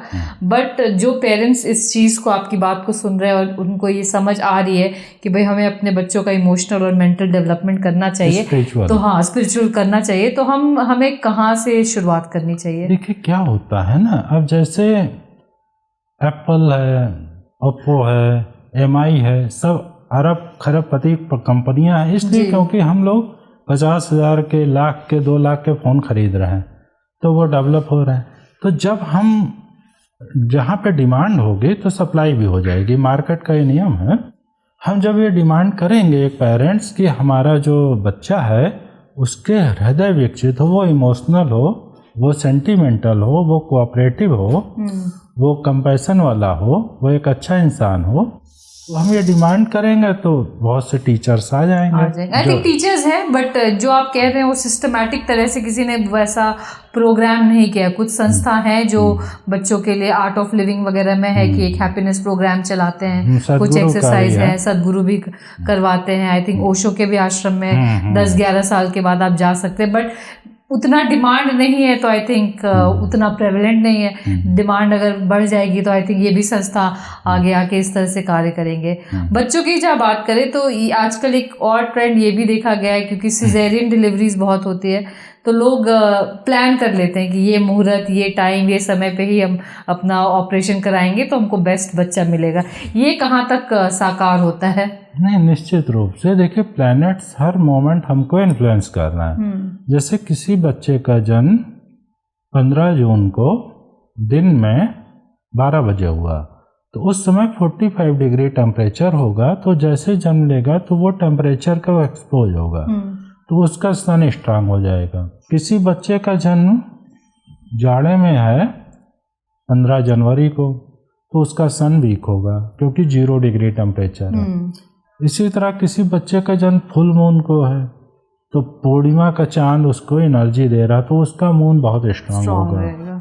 किसी बच्चे का अमावस्या को जन्म है तो वो वीक होगा। तो इस तरह से हर दिन, हर मोमेंट, हर घंटे में प्लेनेट का जो कॉम्बिनेशन है वो हम लोग जानते हैं। तो इसीलिए कई बार हम लोगों के पास भी लोग आते हैं कि भाई बेबी का जन्म होना और सिजेरियन होना है, तो कौन सा मुहूर्त, तो उसको हम लोग डीपली कैलकुलेट करके और डेट टाइम उनको देते हैं, तो निश्चित रूप से उससे उनकी कुंडली इम्प्रूव कर जाती है। अच्छा। जैसे आपको मान लीजिए आप लेमैन हैं और आपको दिल्ली में, लखनऊ में एक घर लेना है, तो आप जो एक्सपर्ट हैं उनसे पूछेंगे तो बता देंगे भाई लुलु मॉल के पास ले लीजिए, वो 5 साल में डेवलप होगा। अब आप बिना एक्सपर्ट के ओपिनियन के चले गए और ले लिया वो दुबग्गा में, तो पता चला दिन में आप जा रहे हैं और किडनैपिंग हो गई। तो एक्सपर्ट लोग जैसे घर लेने में, इसी तरह क्या है ना कि किस बच्चे को किस समय प्लान किया जाए, कौन से प्लैनेट स्ट्रांग होंगे जिससे उसका फ्यूचर अच्छा हो, तो वो सारा कैलकुलेशन हम लोग जानते हैं एस्ट्रोलॉजर के रूप में। तो लोग जब पूछते हैं तो बता देते हैं, तो उससे एक इम्प्रूवमेंट होता है। जैसे आप आंखें बंद करें और 10 पर्ची डाल दें कि भाई घर लेना है, और इन 10 में जो पर्ची आएगी हम वो पर्ची वाले लोकेशन पे ले लेंगे। अब वो पता चला उसमें पर्ची आ गई कि चौक, अब आपने जाके 2 करोड़ का घर चौक में ले लिया, तो वहाँ जो कियास है वो झेलना पड़ेगा आपको। तो और आपने प्लान करके लिया भाई, अंधे हो के नहीं बाकायदा एक्सपर्ट से पूछ के कि भाई 10 साल बाद लखनऊ का कौन सा सुपर एरिया होगा, उसने बताया कि भाई ये जगह पे लैंड लीजिए तो 10 आप एंजॉय करेंगे। तो उसी तरह एक बेबी को जब प्लान किया जा सकता है कि कौन से प्लैनेट हो, कौन सी ग्रहों का असर हो, कौन सा स्ट्रांग है, कौन सा वीक है, तो जैसे मूल नक्षत्र में बच्चे वीक होते हैं, अपने लिए भी पेरेंट्स पे भी असर आता है, तो वो हम लोग अवॉइड करते हैं। इस तरह बहुत से कॉम्बिनेशन है। आप वो बता सकते हैं, बट मुझे लगता है कि कहीं ना कहीं वो भी होता है कि विधि का विधान जो होता है, जैसे आपने बता दिया कि भाई थर्सडे को 10 बजे करा लो ऑपरेशन, सही हो गया। अब मान लीजिए वो इंसान 10 बजे गया कराने के लिए, लेकिन कोई इमरजेंसी आ गई, उसका 10 बजे नहीं होके या तो पहले हो गया या बाद हो गया, तो आपके बताए जाने के बावजूद भी शायद विधि का विधान नहीं था वो, और चेंज हो जाती है चीज़ें। बिल्कुल, देखिए हम क्या है ना, एस्ट्रोलॉजी हमें क्या बताती है? एस्ट्रोलॉजी हमें कहती है कि हम सागर में बूंद हैं जी, सागर में हाई टाइड आ रहा तो बूंद राइज कर रही, और हम सागर में लो टाइड आया तो बूंद नीचे आ रही। तो हम लोग सागर में एक बूंद की तरह हैं। ये जो विराट मून का असर है, सन का असर है, बाकी चीज़ों का, उससे हम सभी हर मोमेंट इन्फ्लुएंस हो रहा है। तो जैसे हर 12 साल में सन के ऊपर स्पॉट्स आते हैं, ये साइंस वालों ने ही कहा है जी। तो जब सन के ऊपर स्पॉट आते हैं तो उस समय पूरी अर्थ पे सबसे ज़्यादा लड़ाइयाँ होती हैं, क्योंकि अच्छा। सन से हम इन्फ्लुएंस हैं। ये स्पॉट एक्लिप्सिस की बात है कि नहीं, सन के ऊपर, सन के ऊपर है। अच्छा, तो सबसे ज़्यादा असर है। कभी कभी होता है कि वो तूफान जो है, स्पॉट्स जो है वो एकदम शांत होते हैं, तो यहाँ शांति होती है। जैसे हमने मून का असर बताया कि फुल मून को चीज़ें पीक पे होंगी, सप्तमी अष्टमी या तो एवरेज होंगी, अमावस्या को एकदम लो होंगी। तो सारे ग्रहों का असर हमारे जीवन पे है। तो जो असर है उसको हम लोग करते, लेकिन फिर भी व्यक्ति जो है सागर में बूंद की तरह है। तो अगर विधि का विधान है कि नुकसान होना है तो वो होता है। अब अगर आप बहुत एक्सपर्ट लोगों के टच में आ गए तो नुकसान कम से कम होगा। जैसे कई बार लोग बिजनेस डालते हैं, 10-20 करोड़ लगा दिया, अब वो हम लोगों से अगर पूछ के लगाएं और हम लोग कहें कि भाई अभी 7.5 ही चल रही है, आपका निगेटिव प्लैनेट का पीरियड है, आप अभी मॉडरेट चलिए, थोड़ा इन्वेस्टमेंट करिए, तो उनके लॉसेज नहीं होंगे। लेकिन अब पता है चला खराब समय है, जैसे MBA में पढ़ाया जाता है, right person, right place, right time, right job. बिल्कुल, MBA में कहते हैं राइट टाइम। राइट, हम गेहूं बोने के समय गेहूं बोएंगे, उगेगा।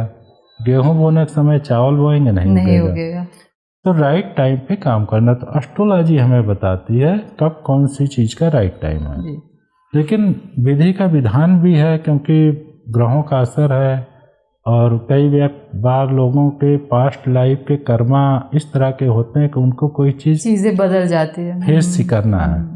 तो वो ना डॉक्टर सब, जैसे किसी व्यक्ति की डेथ होनी है तो इतने एडवांस टेक्नोलॉजी है, इतने बड़े बड़े हॉस्पिटल्स हैं, इतने बड़े बड़े डॉक्टर्स हैं, लेकिन लोग नहीं बचाते। लोग बड़े बड़े फिल्म स्टार्स, टाइम आ गया है तो पैसा, बड़े बड़े फिल्म स्टार्स और पॉलिटिशियंस और जो लोग रोड मेडिकल चेकअप कराते हैं वो भी ढेर हो जाते हैं। तो ये विधि का विधान, वही तो ज्योतिष कहता है कि कॉस्मिक लॉ है और उसके हिसाब से चीज़ें हो रही। मतलब आप ज्ञान ले लीजिए, ज्ञान फॉलो करिए, और अगर उसके बाद भी जो होना है वो हो रहा है तो कुछ कर नहीं सकते हैं। परमात्मा की इच्छा मान के हमें उसको एक्सेप्ट कर लेना चाहिए। मैंने ये अपनी लाइफ में पर्सनली महसूस किया। मुझे भी अंगूठियाँ पहनाई गई, और मतलब ऐसे तो आदमी पहनता ही पहनता है। एक दिन क्या मन में आया कि चलो इसको खोल देते हैं और थोड़े से ना वेट लॉस हो जाएगा तब इसको पहनेंगे।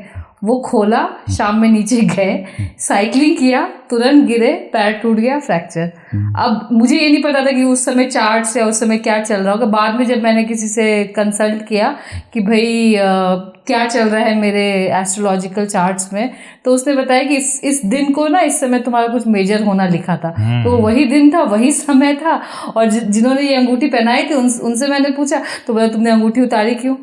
गिरती में भी थोड़ा कम चोट लगता है या कुछ होता, तो वही कह रहे हैं कि विधि का विधान है कि वो होना था, दिमाग ऐसा पलटा है कि पहनी हुई चीज उतार के रख दी और वो भोगना लिखा था तो आप वो करते ही करते हैं। यस, ठीक है आपने हमें चंद्र के महत्व के बारे में बताया कि कैसे लो टाइड और हाई टाइड होती है और कैसे उसका इम्पैक्ट हमारे ह्यूमन बॉडी पे होता है। तो सूर्य का क्या महत्व है? सूर्य की भी एनर्जी से चीज़ें बदलती है हमारे अंदर, हमारे आसपास। देखिए, जैसे सूर्य का असर हमारे जीवन पे बेहद बहुत ज़्यादा है। जैसे साइंस का कहना है कि अगर सन को हटा दिया जाए तो 10-12 मिनट में 800 करोड़ लोग खत्म हो जाएंगे। पूरी की पूरी मेडिकल साइंस जो है सूर्य के ऊपर चल रही है। मान लीजिए 45 डिग्री टेम्परेचर है, 45 डिग्री टेम्परेचर जून में है, तो सारे लोगों को गर्मी के रोग होंगे, लू लगना, डिहाइड्रेशन, पानी की कमी होना। पानी की जब कमी हुई तो जैसे पसीना बह रहा तो हमारी बॉडी से नमक निकला, सोडियम पसीने के साथ। जब सोडियम कम हुआ तो बीपी लो हुआ, बीपी लो हुआ तो आदमी बेहोश हो गया जी। तो सूर्य से अगर बचने के हम उपाय न करें तो हम अपने कमरे में बैठे बैठे जून में बेहोश हो सकते हैं। अच्छा। मान लीजिए हमने सूर्य से बचने का, हम कहे सूर्य का कोई असर नहीं, हमने ना एसी चलाया, ना कूलर चलाया, ना पंखा चलाया, और हम अपने रूम में बैठे हैं। अब 45 डिग्री टेम्परेचर है, पसीना निकल रहा, बॉडी में 70% पानी है। अब पसीना निकल रहा तो डिहाइड्रेशन होगा, पानी की कमी होगी, आदमी हॉस्पिटल में भर्ती हो गया। पसीना न निकल रहा तो फिर सोडियम की कमी होगी। सोडियम की पोटेशियम का एक बैलेंस होना चाहिए।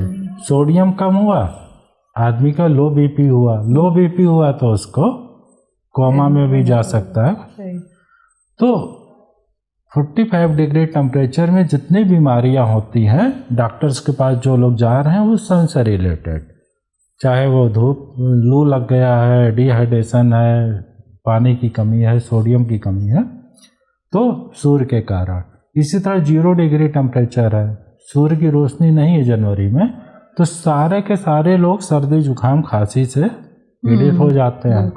कुछ लोगों को घर में ही अपना ट्रीटमेंट से ठीक हो गए और बहुत से लोग को हॉस्पिटल जाना होता है, वैक्सीन लेना होता है। हाँ, दवा लेना। तो सन का असर हमारे जीवन पे हर मोमेंट है, और जितना मेडिकल साइंस है, लोगों की जो बीमारियां हैं वो सन। अब सन का टेम्परेचर देखिए, अभी बरसात में कम हो जाता है, नमी होता है तो मच्छर फैल गए तो लोगों को काट लिया। अब काट लिए तो डेंगू हो गया। अब डेंगू हो गया तो शहर के सारे हॉस्पिटल फुल है। आदमी को भर्ती कराना चाहे तो आपको सीएम और पीएम और तो वैसे भी जैसे मून का आपने बताया कि लो टाइड है तो ये करना चाहिए, हाई टाइड है तो ये करना चाहिए, और जैसे पूर्णिमा और अमावस्या की जो बात हुई, सेम अगर गर्मी का समय है और सूर्य पीक पे है और विंटर में सूर्य नहीं है, तो हम क्या छोटी छोटी चीज़ें कर सकते हैं जिससे हमारी बॉडी बीमार ना हो या कोई प्रॉब्लम नहीं हो हमारी लाइफ में? देखिए, अंग्रेज लोग भी पहले से करते रहे, अभी भी हमारे सैकड़ों मित्र कर रहे हैं। एक तो जैसे अंग्रेज थे कि उनकी कैपिटल गर्मियों में ये होती थी, समर कैपिटल और विंटर कैपिटल। जी। पता था समर में वो मंसूरी या नैनीताल, उन सब जगहों पे। ऐसे सैकड़ों मित्र हमारे जो जब यहाँ जाड़ा होता है दिसंबर जनवरी का, तो बंगलौर, हैदराबाद और गोवा चले जाते हैं 1-2 महीने।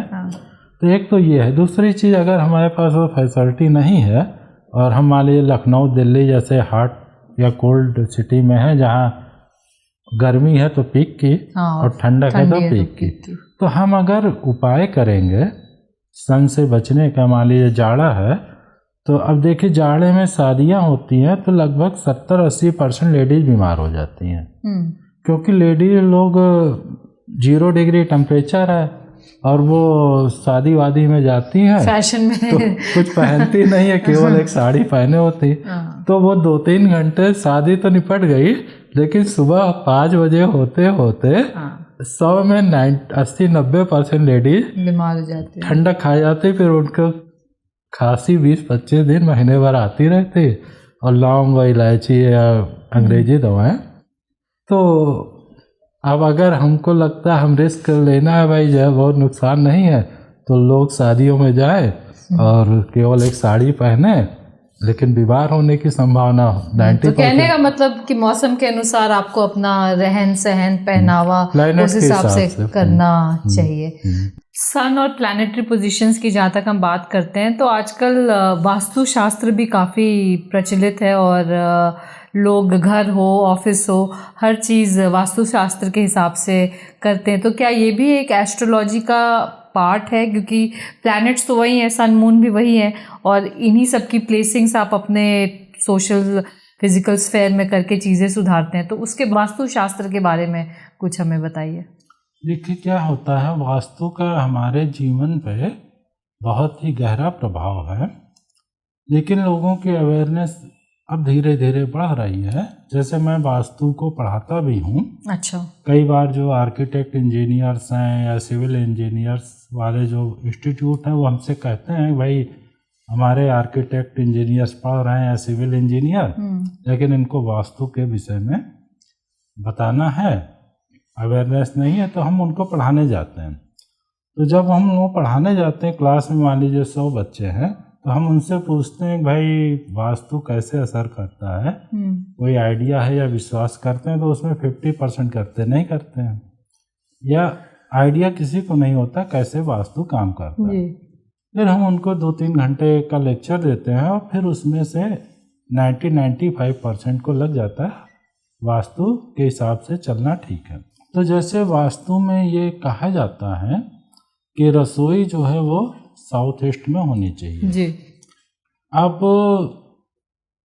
हम सभी जानते हैं कि जो साउथ ईस्ट का कोना है अग्निकोण, वहाँ सबसे ज़्यादा हीट होती है। सूर्य भी ईस्ट से निकलता है, तो हाँ, ईस्ट से निकल के वेस्ट में जा रहा है, तो दिन में 12 बजे 2 बजे के करीब में वो साउथ ईस्ट में होता है। तो जब हम रसोई अपनी साउथ ईस्ट में डालते हैं, तो सूर्य की रोशनी वो सबसे हॉट जोन होगा पूरे प्लाट का, पूरे फ्लैट का, पूरे मकान का, साउथ ईस्ट।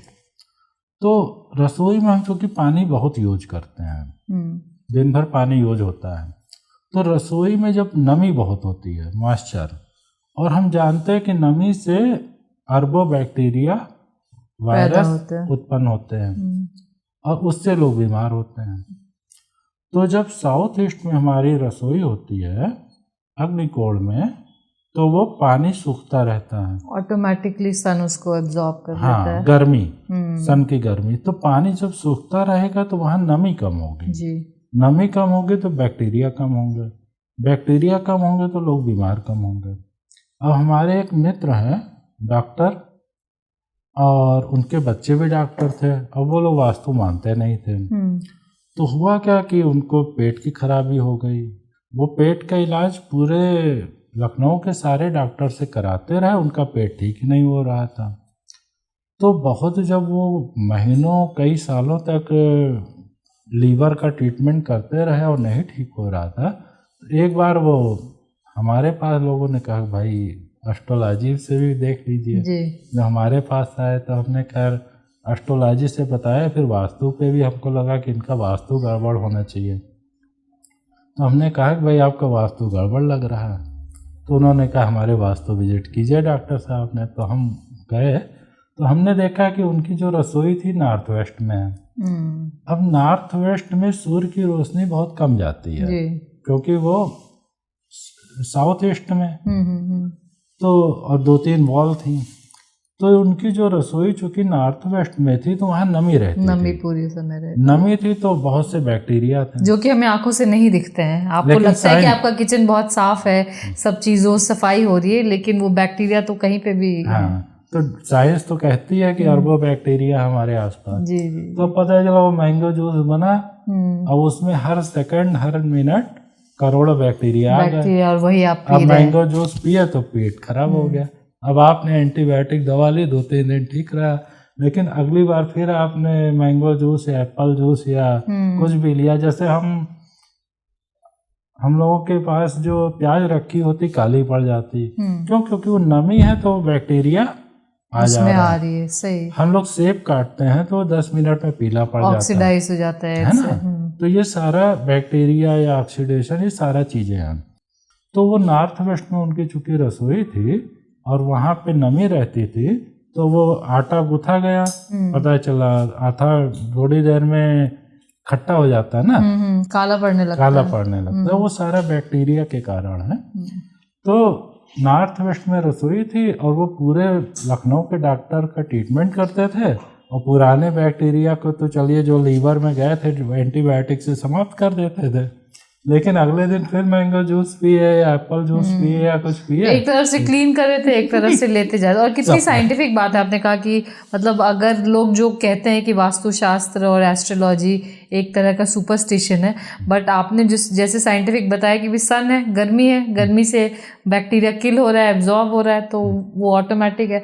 तो लोगों को वही ये समझ नहीं है, इसी वजह से कुछ 1000 मिस्टेक साल करते जो हैं। भारत की साइंसेज, क्योंकि सत्ता जो है ऐसे लोगों के पास थी भारत में, जो भारत कल्चर, भारत का साइंस, उसके और हमारी लाइब्रेरियां जला दी गई, मंदिर तोड़ दिए गए, धर्म ग्रंथ जला दिए गए। वही हमारा सबसे बड़ा आई थिंक पतन का कारण है, बिकॉज ये जितनी सारी साइंसेज है ये कब से हमारे पास है। वेस्ट तो आज इसको पामिस्ट्री, न्यूमरोलॉजी, एस्ट्रोलॉजी कर रहा है, हम तो हमेशा से इसी को फॉलो करते थे। इसीलिए भी शायद हमारी मंदिरें आज तक हैं। कब बनी है बहुतों को तो पता भी नहीं है, लेकिन जिस आर्किटेक्चर से बनाया गया था, जिस कैलकुलेशन से, वो कुछ तो ये भी कहते हैं कि सारी मंदिर एक ही, शिव जी की जो मंदिरें हैं एक ही लैटिट्यूड और लॉन्गिट्यूड पे बनी हुई है अगर आप करें तो। वो उस समय की बात है जिस समय ये मॉडर्न साइंस नहीं था, बट हम शायद उस समय उतने टेक्निकली एडवांस थे हर एक फील्ड में, और आज हम शायद फिर से वही खोज में हैं, क्योंकि हमारी बहुत सारी लिटरेचर को हटा दिया गया, जला दिया गया, एक जनरेशन से दूसरे जनरेशन में पास ऑन नहीं किया गया।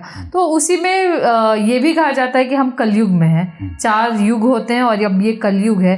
तो क्या ये सही में कलयुग है, या कलयुग क्या होता है, हम कब कलयुग से बाहर आएंगे, और अगर ये कलयुग है तो हमें किस तरह से जीवन व्यतीत करना चाहिए? देखिए, ऐसा होता है जैसे दिन और रात होता है, कि हम दिन होता है फिर उसके बाद रात होती है। हम जैसे बच्चे होते हैं, फिर युवा होते हैं, फिर साइकिल एक है जी।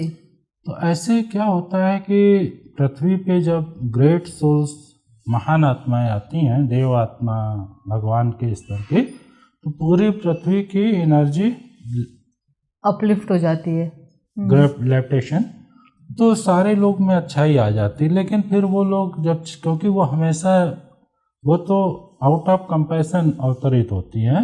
जब पृथ्वी पे बहुत पीड़ा है, पेन है, अज्ञानता है, अंधकार है, लोग परेशानी में हैं, तो आउट ऑफ कंपैशन जो है डिवाइन सोल्स पृथ्वी पे जन्म ले लेती हैं, क्योंकि उनकी खुद की नीड नहीं है। तो वो जब पृथ्वी पे होती हैं तो सारे ह्यूमैनिटी इल्यूमिनेशन में, लाइट, रोशनी आ जाती है। लेकिन जब वो विदा हो जाती तो धीरे धीरे फिर व्यक्ति जो है वर्ल्डली चीज़ों में, जैसे हमने कहा कि लोगों का केवल फिजिकल और मेंटल डेवलपमेंट है, इमोशनल स्पिरिचुअल डेवलपमेंट नहीं है। तो ऐसा व्यक्ति धीरे धीरे गिरता जाएगा जी। उसका इमोशनल डेवलपमेंट 0 होगा। इमोशनल डेवलपमेंट 0 है, तो इसीलिए आप देखिए हम कट थ्रॉट कंपटीशन सिखा दिए हैं, बिल्कुल, कि गला काट प्रतियोगिता, कि आपको 1000 लोगों की गर्दन काटनी है और आपको ये पद पे पहुंचना। सक्सेस के लिए आपको कुछ भी कर सकते हैं, आप शाम दाम दंड पैसे के लिए लोग कुछ भी करने तैयार हैं। मर्डर लोग कर रहे हैं, हर घर में मुकदमे चल रहे हैं, क्योंकि हमारे अंदर कंपैशन नहीं, इमोशनल डेवलपमेंट नहीं। तो ऐसा व्यक्ति फिर गिरता जाएगा। हमारी सोसाइटी अगर इसी तरह चलती रही, फिजिकल मेंटल डेवलपमेंट और इमोशनल स्पिरिचुअल 0, तो हम डीप उसमें जाते जाएंगे, उसी को कलयुग कहते हैं। हाँ, तो जब हम उस डीप में मेस में जाएंगे और हम फिर क्यास में होंगे, जैसे पूरी दुनिया, आज हम 1 सेकंड में 2, 4, 10, 20 मिनट में पूरे 800 करोड़ लोग समाप्त हो सकते हैं। बिल्कुल, हमने इतने एटम बम बना दिए हैं, मतलब 800 करोड़ लोगों को मारने के जितने एटम बम चाहिए उसके 100 गुना ज्यादा बना लिया। बहुत आदमी को एक बार मार दिया वो समाप्त हो गया। लेकिन 800 करोड़ लोग हैं और उसको 100 गुना ज्यादा उससे भी लोगों को मारने की आज 10-20 मिनट में न्यूयॉर्क या वाशिंगटन या पेकिंग या बीजिंग या मॉस्को या दिल्ली मुंबई समाप्त हो सकते हैं। हर आदमी जल के। हमने वर्ल्ड वॉर 1 और 2 में भी ये चीज देखा है, जापान को कैसे इन्होंने तहस नहस कर दिया था। आज भी उसके इफेक्ट्स हैं, जो बच्चे पैदा हो रहे हैं कुछ ना कुछ जेनेटिक डिसऑर्डर है, क्योंकि उस बम का जो भी रहा था वो आज के टाइम वो जल और वायु में जो मिक्स्ड है उसके इम्पैक्ट अभी भी हो रहे हैं। तो एक तो आपने वही कहा कि भाई आप हमें अपना स्पिरिचुअल डेवलपमेंट और इमोशनल डेवलपमेंट करना होगा, तो ही शायद हम इस कलयुग से वापस सतयुग की ओर जाएंगे, थर्ड वर्ल्ड वॉर से बच पाए। थर्ड वर्ल्ड वॉर अगर हम ऐसे ही कट छाट जो सुपर पावर्स चल रही हैं, अब जैसे इन्होंने लैब में वायरस बैक्टीरिया बना रखा है। कोरोना को बहुत बार कहा गया कि वो एक तरह का मेडिकल वॉरफेयर है, और अभी इस तरह के और भी इन लोगों के पास है जी। अब एक छोड़ा और उसने पूरी दुनिया में तहलका ला दिया। 2 साल तो कैसे बीते। अब 2-4-5 साल में और एडवांस टेक्नोलॉजी, अब की बार छोड़ देंगे तो और जो है जी। तो हम एक खतरे में हैं। लेकिन ऐसे खतरे के समय में ही डिवाइन सोल्स या जो स्पिरिचुअल सोल्स हैं वो भी एक्टिव हो रही हैं। अच्छा। इविल फोर्सेस जितना अर्थ को डिस्ट्रॉय कर रहने का प्लान कर रही हैं, जितना डिस्ट्रक्टिव मटेरियल इकट्ठा कर रही हैं, घर घर में जो क्राइसिस की वार की स्थिति है, आज हस्बैंड वाइफ में पटरी खाना मुश्किल हो गया। हम पहले थे कि जॉइंट फैमिली से अलग होंगे, अब जॉइंट फैमिली के बाद हस्बैंड वाइफ भी अलग, न्यूक्लियर का भी न्यूक्लियर हो गया है। तो इस तरह की स्थिति में आ गए हैं। तो डिवाइन फोर्सेज, स्पिरिचुअल फोर्सेज भी, चूँकि वो चाहते हैं कि अर्थ नष्ट ना हो, लोग इतने इग्नोरेंस में ना रहें, गला काट प्रतियोगिता ना हो, क्योंकि हम ये सोचेंगे हमको 1000 लोगों की गर्दन काट के और ये पद पाना है, तो वो 999 तो हमारी गर्दन काटना चाहते, तो गर्दन बचाना मुश्किल है। तो हर आदमी आज डरा हुआ है कि हर आदमी उसकी पॉकेट पे नजर रखे है और हर आदमी उसको गिराना चाहता। तो स्पिरिचुअल फोर्सेज भी साथ में एक्टिव हो रही हैं। अच्छे लोग भी पृथ्वी पे आ रहे हैं। जो आत्माएं नहीं जन्म ली थी इधर सैकड़ों वर्षों में, धीरे धीरे वो अर्थ पे आ रही हैं। तो ये एक देवासुर संग्राम जैसी स्थिति बन रही है कि एक तरफ बहुत इविल फोर्सेज जो तमाम डिस्ट्रक्टिव हथियार बना रहे हैं और अच्छे लोग भी। तो सतयुग ये होता है कि जब एकदम डीप इग्नोरेंस होती है, जब डीप इल्यूजन होता है, जब लोग डीप मेटेरियलिस्टिक होते हैं और उससे त्राही कर रहे होते, परेशान होते हैं, तो आउट ऑफ कंपैशन डिवाइन आत्माएं पृथ्वी पे जन्म लेने लगती। भैया ये लोग क्राइस्ट चिल्ला रहे हैं, त्राहिमाम, तो इनको अब ज्ञान देना है। तो स्पिरिचुअल वर्ल्ड वाली आत्माएं भी साथ में आ रही हैं। और जैसे जैसे स्पिरिचुअल आत्माएं बढ़ती जाएंगी तो हम कलयुग से धीरे धीरे सतयुग की ओर बढ़ेंगे। नंबर दूसरी चीज़ यह है कि हर व्यक्ति 24 आवर में वो सतयुग और कलयुग से भी गुजरता है। जैसे भगवान श्री कृष्ण ने गीता में कहा है कि व्यक्ति तमोगुण, रजोगुण, सतोगुण से आता है। सतोगुण का मतलब जो हमारे अंदर डिवाइन क्वालिटीज हों, पीस है, लव है, हैप्पीनेस है, हार्मोनी है, कंपैशन है, कोऑपरेशन है, तो हम सतोगुण में हैं। तो कई बार ऐसा होता है हर व्यक्ति के जीवन में कि उसके अंदर ये फीलिंग्स होती हैं। फिर कई बार ये होता है कि हम जो है कट थ्रॉट कंपटीशन में होते हैं, एंगर में होते हैं, वायलेंस में होते हैं, निगेटिविटी में होते हैं, तो रजोगुण है।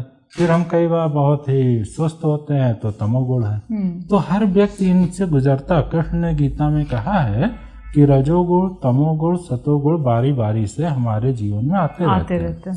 इसीलिए आप देखिए कई बार बहुत अच्छा आदमी है, कभी कभी वो गलत कर देता है, बहुत बुरा आदमी कभी कभी वो अच्छा कर देता है। तो ये चीज़ें हैं। तो हम अपने जीवन में जितना अवेयरनेस को बढ़ाएंगे, स्पिरिचुअलिटी को बढ़ाएंगे, तो हम सतयुग में रहेंगे। सतयुग का मतलब आपके अंदर करुणा है, आपके अंदर कोऑपरेशन है, आपके अंदर पीस है, आप हैप्पी हैं, है ना, तो अच्छी क्वालिटी। तो कभी कभी हम लोग इस मूड में रहते हैं तो सतयुग में हैं, और हम लड़ाई कर रहे हैं, झगड़ा कर रहे हैं, दंगा कर रहे हैं, फेसबुक पे उल्टा पुल्टा एक दूसरे को कर रहे हैं, हेट से भरे हुए हैं, तो वो कलयुग में। कलयुग है, तो आई थिंक को एग्जिस्ट भी कर रहा है सतयुग और कलयुग। आपका दिन जैसा जा रहा है, अगर अच्छा जा रहा है तो वो सतयुग है, और बुरा जा रहा है तो एक तरह से कलयुग है। बहुत सारे बच्चे ऐसे होते हैं जो जिनको अब इंटरेस्ट आ रहा है, एस्ट्रोलॉजी पढ़ना चाहते हैं। आपको तो जैसे बचपन में वो फीलिंग आने लगी, वो इंट्यूशन होने लगा, तो आपने अपनी पढ़ाई नॉर्मल तरीके से की और फिर यूनिवर्सिटी से डिग्री वगैरह की। तो ऐसे बच्चों को आप बताएं जो एस्ट्रोलॉजी को या न्यूमरोलॉजी को, इस तरह के साइंसेस को जो अपना करियर बनाना चाहते हैं, उनको कहाँ से और कैसे शुरुआत करनी चाहिए? देखिए क्या है ना, इसके लिए तो उनको थोड़ा सा मैथ की जानकारी होनी चाहिए, क्योंकि ये मैथ स्ट्रांग होना चाहिए, मैथ अच्छे हो एस्ट्रोलॉजी के लिए, प्लस थोड़ा स्पिरिचुअल होना चाहिए। और अब एक अच्छी चीज़ ये है कि पूरी दुनिया में, पूरे विश्व में जागरूकता बढ़ रही है कि प्लैनेट्स का असर हमारे ऊपर है। इसीलिए भारत बहुत पीछे है। अमेरिका, यूरोप, जापान, चीन, रूस, इन लोगों ने भारत से सैकड़ों गुना ज़्यादा सैटेलाइट्स स्टार्स पे भेजे हैं। जैसे चंद्रमा पे भेजा, मंगल पे भेजा, सूर्य पे भेजा, या मूव कर रहे हैं इन लोगों के उपग्रह सैटेलाइट्स जो है रिसर्च करने के लिए प्लैनेट्स वगैरह का। तो भारत से बहुत आगे जो है अमेरिका, रूस, चीन, जापान, अन्य कंट्रीज हैं, यूरोप वगैरह, वो लगातार खोज कर रहे हैं कि हाँ ये, और जो वो भारत के 10,000 5,000 साल पुराने ग्रंथों में लिखा है उसी को वो क्लियर कर रहे हैं, हाँ ऐसा ही है। जैसे भारत के प्राचीनतम ज्योतिषीय ग्रंथों में है कि मंगल ग्रह लाल रंग का है, उसको रेड स्टार अब वो बोलने लगे। मतलब 25-50 वर्षों में जब साइंटिस्ट ने रिसर्च की तो उन्होंने कहा ये रेड स्टार है। और प्राचीन ज्योतिषीय ग्रंथों में है कि मंगल लाल रंग का है और इसका रंग मूंगा रत्न है। ये सब हमारे यहाँ पहले से लिखा होता है। इनफैक्ट हनुमान चालीसा में तो पृथ्वी से सूर्य की डिस्टेंस एक्यूरेट बताई गई है, जो हम कब से पढ़ते आ रहे हैं, और उन्होंने बाद में एडवांस किया। बट ऐसा समय आ गया कि वो हमसे अब ज़्यादा एडवांस हो गए हैं और हमारे पास सारी चीज़ें एडवांस होते हुए भी हम कहीं ना कहीं अभी पीछे ही चल रहे हैं। तो स्टार्स में हमको और सैटेलाइट्स छोड़े ना और रिसर्च करनी होगी एस्ट्रोलॉजी पे। जैसे ज्योतिष के प्राचीन 10-5 हज़ार साल पुराने ग्रंथों में है कि शनि जो है बहुत दूर है और नीले रंग का है। तो साइंस वालों ने आज उसी को कंफर्म किया कि हाँ भाई ये शनि जो है ब्लू स्टार है ना। या बृहस्पति प्राचीन ग्रंथों में कि बहुत बड़ा है और थोड़ा येलो है, तो उसको ये लोग कंफर्म कर रहे हैं। तो जो प्राचीन ग्रंथों में है उसी चीज़ को मॉडर्न साइंस जो है कंफर्म कर रही है। और नंबर दूसरी चीज़, और अमेरिका, यूरोप, रसिया वगैरह में ज़्यादा स्टार्स पे खोज हो रही है। तो प्लैनेट्स का असर, प्लैनेट्स की क्या क्वालिटीज़ हैं, क्या ऑर्बिट है, कितने दिन में मूव कर रहे हैं, क्या सारी चीज़ें, तो ज़्यादा रिसर्च कर रहे हैं। तो अब इंडिया में भी धीरे धीरे मोमेंटम आ रहा, तो यूनिवर्सिटीज़ में ये सारी क्लासेस धीरे धीरे आ रही हैं। जैसे लखनऊ यूनिवर्सिटी से हमने मास्टर्स किया एस्ट्रोलॉजी में, या वास्तु में पीजी डिप्लोमा किया, तो ये सारे कोर्सेज आ रहे हैं। प्रोफेशनल कोर्सेज अब हैं पढ़ने के लिए। तो जो बच्चे करना चाहते हैं वो अपना पढ़ सकते हैं यूनिवर्सिटीज वगैरह से, और बाकायदा डिग्री वगैरह सब पीजी की या पीजी डिप्लोमा या इस तरह की डिग्रीज उनको मिल सकती है। एक चीज़ और बहुत प्रचलित है, eclipses, solar eclipse, lunar eclipse, और बहुत सारी चीज़ें आज के टाइम पे सोशल मीडिया पे तो आ जाता है, आप पानी मत पियो, आप खाना मत खाओ, आप ये मत करो, आप वो मत करो, बाहर मत निकलो। तो ये कहाँ तक सही है? और अगर एक कॉमन इंसान जिसको बहुत ज़्यादा नॉलेज नहीं है और ना इतना टाइम है, तो अगर पता है कि आज सोलर एक्लिप्स है तो मुझे क्या करना चाहिए, क्या नहीं करना चाहिए, या आज लूनर एक्लिप्स है तो क्या करना चाहिए, क्या नहीं करना चाहिए? देखिए, जैसे हमें याद है कभी कभी ग्रहण पड़ते हैं सन के, तो साइंटिस्ट भी कहते हैं भाई इस ग्रहण को नंगी आंखों से मत देखिए, आपका रेटिना खराब हो सकता है ना। कई बार वहाँ से भी एडवाइस आती है कि मत देखिए, रेटिना आपका खराब हो सकता है।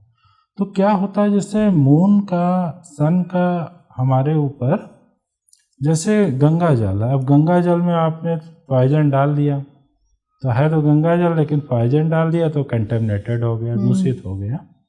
जैसे हम सभी कहते हैं कि जल जो है प्रदूषित हो गया, वाटर पोल्यूशन है, एयर पोल्यूशन है। तो ऐसे ही शन जो है, जब राहु और केतु जो एक्सिस हैं, नोट्स हैं, जब उनके प्रभाव में आता है तो उस समय सूर्य ग्रहण या चंद्र ग्रहण होता है जी। तो चूंकि सन और मून, हमारा लाइफ सन और मून पे निर्भर है। सन के बिना हम 10 मिनट नहीं जी सकते हैं। सन हटा दिया गया तो सब फ्रीज हो जाएंगे। मून का भी असर है। तो जब ये कंटेमिनेटेड हो जाते हैं नोट्स के कारण या राहु केतु जो ज्योतिष की भाषा में, तो इन लोगों से जो एनर्जी आती है वो खराब, जैसे साइंस आजकल कह रही ना कि मॉर्निंग में आप सूर्य की रोशनी लें 20-30 मिनट, वो आपको विटामिन डी देगा और हेल्थ के लिए अच्छा होगा। लेकिन वो कह रहे हैं कि यूवी रेज है, अल्ट्रावायलेट रेज, या सन के कारण ओजोन लेयर खराब हो रही, उससे जो है रेज आ रहे हैं, उससे लोगों को स्किन डिजीज हो रही, कैंसर हो रहा है, तमाम चीज़ें साइंस के लोग ही कह रहे हैं।